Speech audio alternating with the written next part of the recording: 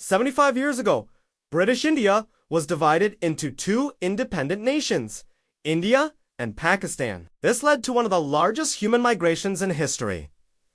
But why were these two nations created? And how did 14 million people end up being displaced? Why is the partition still such a raw and painful topic today? And most importantly, what happened to all those people? It's me, and you're watching this channel. Before we start, please take some time to subscribe and press the bell icon so that you never miss out on any of our videos. Also, let's aim for at least 1,000 likes on this one. So, drop a like, leave a comment, and let's get started. So let's start with a little bit of background. For nearly 200 years, the British had ruled over the Indian subcontinent. But after the Second World War, the Indian demand for independence grew stronger than ever before. The British, realizing they wouldn't be able to hold on to India much longer, started to plan its exit.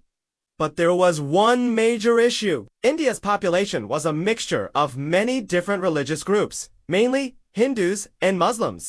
And these two groups could not agree on how this new nation should be run. The majority of Muslims wanted to form a separate nation where Muslims would be the majority. They wanted a state which would be called Pakistan, which would include areas with a Muslim majority from all across British India. This demand was mainly led by Muhammad Ali Jinnah, who argued that Hindus and Muslims were two separate nations and could not coexist. Now, since the British had ruled over India for so long, they were well aware of the tensions between these two groups, but they also didn't want to upset either side. So to solve this issue, they decided to divide the country along religious lines and leave as soon as possible. And this is when the Radcliffe Line was drawn. This line divided the nation and created the modern borders of India and Pakistan. But it was drawn in just 5 weeks, leaving a lot of confusion and disputes. Many areas near the border were a mix of both communities. But the Radcliffe Line didn't take these differences into account.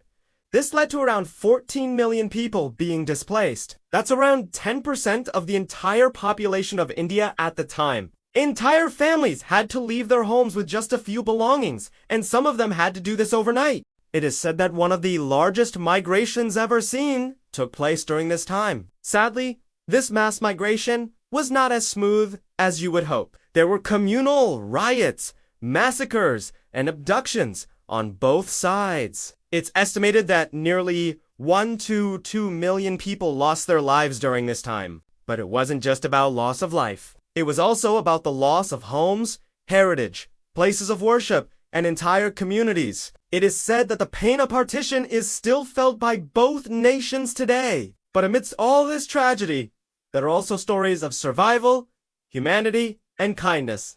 During this time, there were several relief camps set up to help the masses, and people from all communities came together to help these refugees. It may seem as though the partition happened a long time ago, but the effects of it are still seen today. Many of the current tensions in South Asia can be traced back to this time period, and this is something that both countries will have to deal with for the foreseeable future. Though the partition of India is a history lesson for many, for some it is a wound that is still fresh and open. In conclusion, the partition of India and Pakistan was not just about borders, rulers, and political parties. It was about people, pain, displacement, but also resilience and humanity. Now, tell us in the comments what you thought about this video and what other historical events you would like us to cover. Also, before you leave, make sure to subscribe to the channel and hit the bell icon to never miss out on any of our videos. If you enjoyed this video, press the like button and share this video with your friends.